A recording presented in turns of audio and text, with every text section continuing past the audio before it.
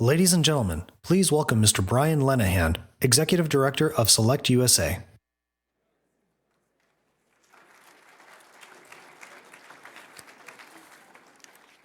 Good morning, and welcome to the 2019 SelectUSA Investment Summit. Our next speaker, Dr. Ben Carson, serves as the U.S. Secretary for Housing and Urban Development. For nearly 30 years, Secretary Carson has served as Director of Pediatric Neurosurgery at Johns Hopkins Children's Center, a position he assumed when he was just 33 years old, becoming the youngest major division director in the hospital's history. In 1987, he successfully performed the first separation of a craniopagus twins conjoined at the back of the head. Dr. Carson is the recipient of dozens of honors and awards in recognition for his achievements, including the Presidential Medal of Freedom, the nation's highest civilian honor. He is the author of 9 books, 4 of which he co-wrote with his wife Candy, and the U.S. News Group Harvard Center for Public Leadership named him among America's best leaders in 2008. Dr. Carson and his wife co-founded the Carson Scholars Fund, which recognizes young people of all backgrounds for exceptional academic and humanitarian accomplishments. The fund is currently operating in 50 states and the District of Columbia, and it has recognized more than 7,300 scholars and awarded more than $7.3 million in scholarships, and installed more than 150 Ben Carson reading rooms around the country. Born in Detroit, Michigan, to a single mother who worked multiple jobs to support the family, Secretary Carson was raised to love reading and education. He graduated from Yale University and earned his MD from the University of Michigan. He and his wife are proud parents and grandparents. Ladies and gentlemen, it's my honor to welcome the 17th Secretary of the Housing and Urban Development Department, Dr. Ben Carson.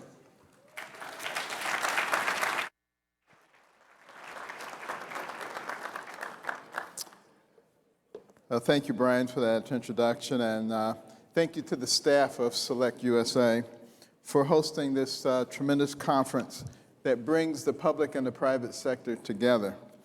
And on behalf of HUD, I'm delighted to discuss the bright future of America's housing industry and the tremendous opportunities that we're creating win-win situations for investors and the American people alike. Under the President's leadership and the bold policies of this administration, the country is in the midst of a real economic renaissance. And, people say that the economy is very cyclical and that it really doesn't have a lot to do with what we do, but I don't believe that's true. I believe it is cyclical, but it's cyclical because we have people in place who understand how the economy works, and we have people who don't, and that's why it goes up and down.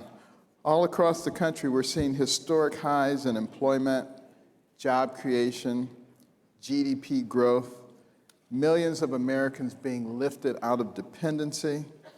And according to a recent Gallup poll, 69% of Americans think that they're going to be better off a year from now than they are now. The optimism levels are so high. Such financial optimism is not only a 16-year high, it verges on an all-time record. In short, both Wall Street and Main Street are thriving. And we're really only getting started. When we work together to harness the power of American innovation and ingenuity, especially in the housing sector, there's no limit to what can be achieved. Housing is indeed the most significant segment of our national economy, not only in terms of GDP, but in terms of the vital role that homes play in the pursuit of the American dream for millions of people. Homes are more than physical structures. They're like a living nucleus that binds strong families, strong communities, and strong nations. And we do have problems. When nurses, teachers, and firemen, and policemen have trouble affording a home in the neighborhoods where they work, then we have a problem. We need affordable housing and strong communities with self-sufficient citizens. And we have an opportunity to create that now. This morning, I'd like to cover 2 themes that highlight the powerful growth prospect for buying into America's housing future during the current market climate. First, HUD and this administration are facilitating billions of dollars in private sector investments through the wealth creation and community revitalization tool known as Opportunity Zones. Second, HUD is championing innovations in new home building development technologies, techniques, and materials, which we expect to play a growing role in the creation of housing that is both affordable and resilient. There are few programs in modern American history that have the potential to touch the lives like Opportunity Zones, which was created as a result of the 2017 Tax Cuts and Jobs Act. It allowed governors in all 50 states, 5 territories, and Washington, D.C. to designate 25% of their economically depressed areas as opportunity zones into which people could invest unrealized capital gains.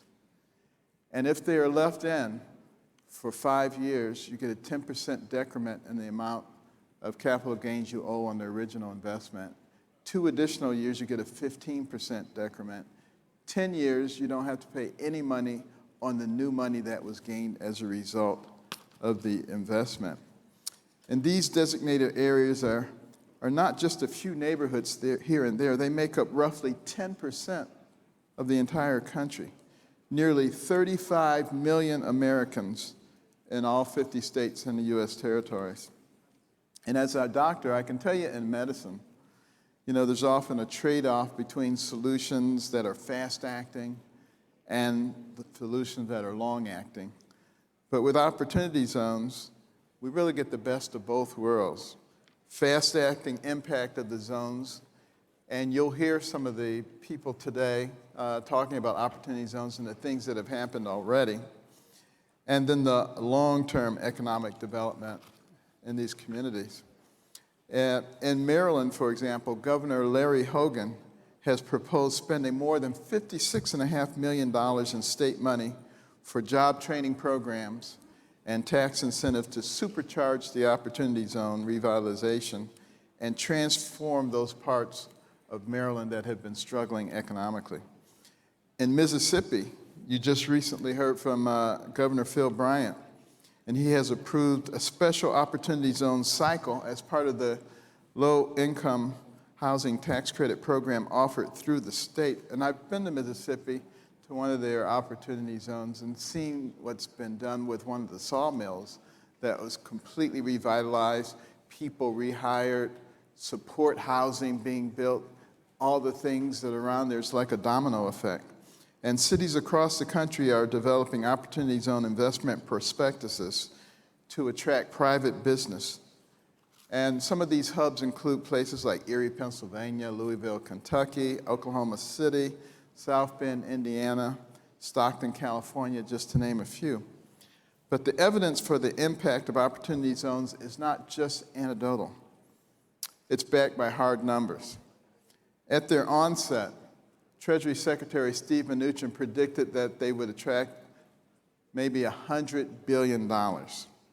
Some pundits thought that that forecast was overly optimistic. But like so many other milestones eclipsed by this administration, we're already closing in on that figure. For example, the National Council of State Housing Agencies announced last month that its Opportunity Zone Fund directory had expanded to nearly $24 billion in anticipated investments. Nearly 60% of the funds plan to be invested in affordable and workforce housing and community revitalization. According to Zillow, property sale prices in Opportunity Zones have appreciated at a rate of more than 20%, which is double the appreciation rate for eligible but not selected areas. Don't think that's a coincidence. But Opportunity Zones also deliver long-lasting solutions by structuring rewards to serve local communities for the long term. And of course, when people make those kinds of investments, they don't just walk away. They're interested in what happens. They want to get a good return on their investment, so they remain interested in the areas where the investment has occurred. Only investors who commit for the long term receive the maximum awards. And you know, it's interesting, some people have complained that opportunity zones are just an opportunity for rich people to make more money. But newsflash, rich people are going to make more money anyway. They're going to invest their money somewhere, so why not create an opportunity for them to invest those in places that have been neglected economically for a very long time? And this whole concept of class warfare is so stupid. It makes no sense in a place like the United States of America. And unlike previous federal efforts that incentivize capital infusions that are here today and gone tomorrow, we're promoting new businesses and development that are here today and here to stay. That means new growth becomes consistent growth, new jobs become steady jobs. I was recently at an opportunity zone in St. Louis where an old abandoned foundry was the nidus of the revitalization. And they're building entertainment, grocery stores, workforce housing, training facilities. It's really very exciting what's going on there. But even better, the governor was there, who is a Republican. The mayor was there, who is a Democrat. Congressmen were there, a whole host of people. They were enjoying each other's company. They were getting something done together. And it's so refreshing to see that happen. You know, have you ever seen what happens with ants and how industrious they are? You have black ants and they build these great things. Red ants, they build these great things. But then they see each other. And what do? They fight. They fight to the death. Why? Because one's red and one's black. Now, have you ever seen an ant's brain? Get a dissecting microscope and slice an ant's head open and look for his brain. You can be looking a long time. That's their excuse. What's our excuse? You know, we can do so much better than that. But, you know, this...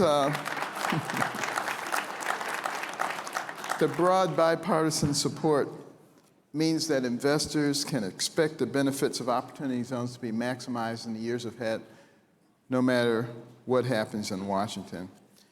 To ensure that opportunity zones reach their potential, you know, the President established the White House Opportunity and Revitalization Council, which I'm privileged to chair, consists of members from 16 federal agencies and federal state cooperatives, focusing their attention on programs that can increase targeting the opportunity zones, you know, through grant preference points, loan qualifications, reduced fees, and changing eligibility criteria.